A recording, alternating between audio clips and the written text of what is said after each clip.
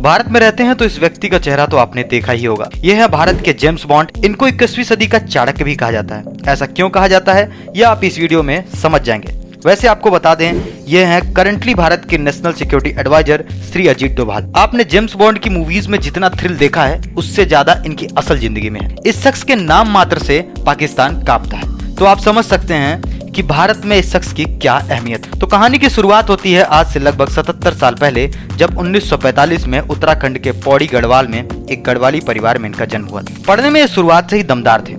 इनके पिताजी army officer थे। इनकी बेसिक एजुकेशन अजमेर में मिलिट्री स्कूल में हुई। बाद में आगरा यूनिवर्सिटी से इकोनॉमिक्स में इन्होंने एमए किया। 1968 में ये आईपीएस अधिकारी बने। काडर मिला केरल। शुरुआत तो इन्होंने एक आईपीएस अधिकारी से की, लेकिन बाद में रिक्शा चालक, मोची, भिखारी और ना जाने कितने रूप बदले। इन्होंने 37 साल सर्विस किया, जिसमें 7 साल पुलिस में रहे, बाकी आईबी, रॉ जैसे एजेंसी में काम किया। ये आज 77 साल के हैं, पर आप देखकर ये नहीं बता पाएंगे कि ये 77 साल। आज भी ये उतने ही चुस्त दुरुस्त हैं जितने जवानी में। आपने इनकी इतनी तारीफ तो सुनी, पर अब आप सुनिए कि हम इनकी इतनी तारीफ कर क्यों रहे हैं। आपको बता दें, 1968 में जब इन्होंने इंडियन पुलिस फोर्स ज्वाइन किया तो इन्हें एएसपी के तौर पर केरला भेजा गया। अब इस बात को फॉर्चुनेट कहें या अनफॉर्चुनेट कि इनके केरला पोस्टिंग के कुछ ही समय बाद केरल में हिंदू मुस्लिम दंगे हो गए।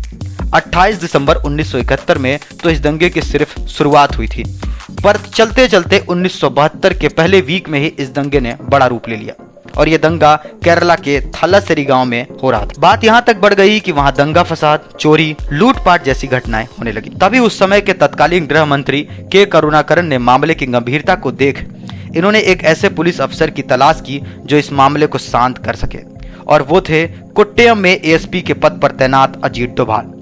फिर क्या, अजीत डोभाल ने दोनों कम्युनिटीज को ऐसा समझाया कि कुछ ही दिनों में दंगे शांत हो गए। इतना ही नहीं, बल्कि उन दोनों कम्युनिटीज ने लूटे हुए सामान को एक दूसरे को लौटा दिया।